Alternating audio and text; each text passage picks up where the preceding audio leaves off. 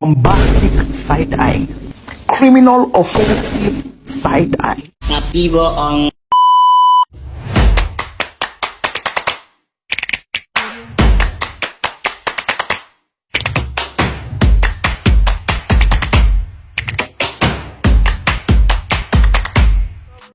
A few moments later. Assalamualaikum warahmatullahi wabarakatuh. Perkenalkan, kami dari kelas 12 F3 dari kelompok 2. Di sini perkenalkan, saya Satya Dirgahayu Putri. Saya Nur Azila. Saya Nazila Dara Aulia.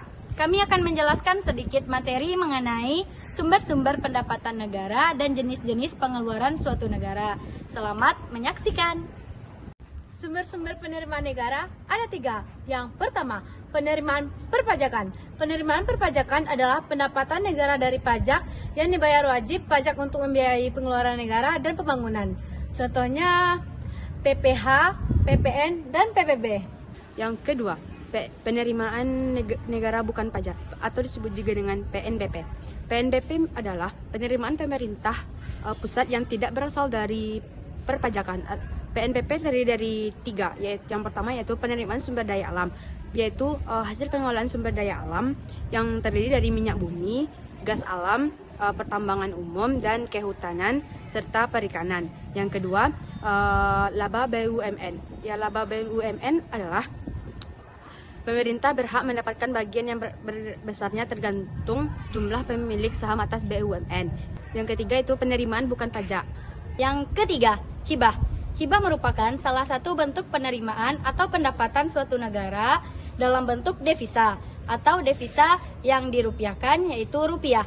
Bisa juga dilakukan atau dibentuk dalam bentuk barang, jasa, ataupun surat berharga. Nah, yang diperoleh dari pemberi hibah yang tidak dapat dibayarkan kembali dan tidak mengikat, baik dilakukan dalam negeri maupun luar negeri. Nah, hibah ini dapat dibelanjakan sesuai dengan anggaran yang telah ditentukan oleh suatu negara ataupun lembaga pemberi hibah yang tertuang dalam nota kesepahaman atau MOU. Jenis-jenis pengeluaran negara.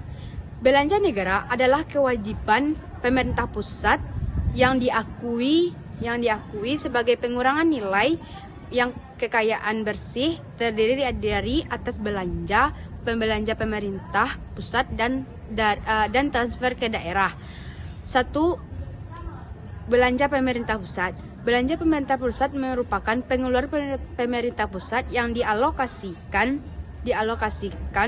kepada kementerian negara atau lembaga dan bagian anggaran bendahara. Jenis-jenis pengeluaran pemerintah pusat yang pertama yaitu belanja pemerintah pusat dapat diklasifikasikan berdasarkan 3 hal. Yang pertama yaitu belanja pegawai.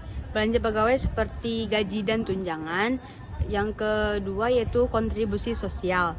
Yang kedua yaitu belanja barang. Belanja barang seperti belanja barang, jasa, belanja pemeliharaan atau belanja perjalanan.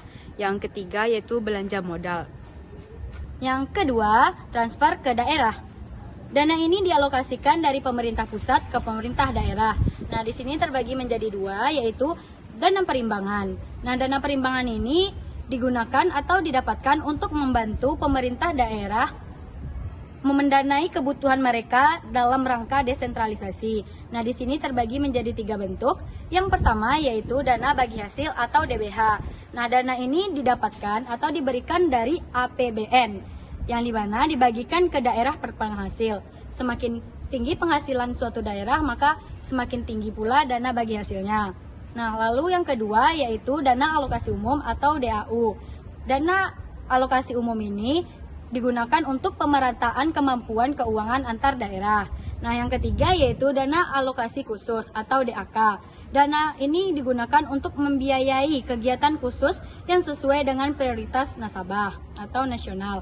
Nah, yang kedua dalam transfer ke daerah yaitu dana otonomi khusus, yang dimana dana ini diberikan untuk membiayai pelaksanaan otonomi khusus di daerah tertentu. Mungkin itu saja yang dapat saya sampaikan. Kami akhiri, wabillahi taufiq wal hidayah. Assalamualaikum warahmatullahi wabarakatuh.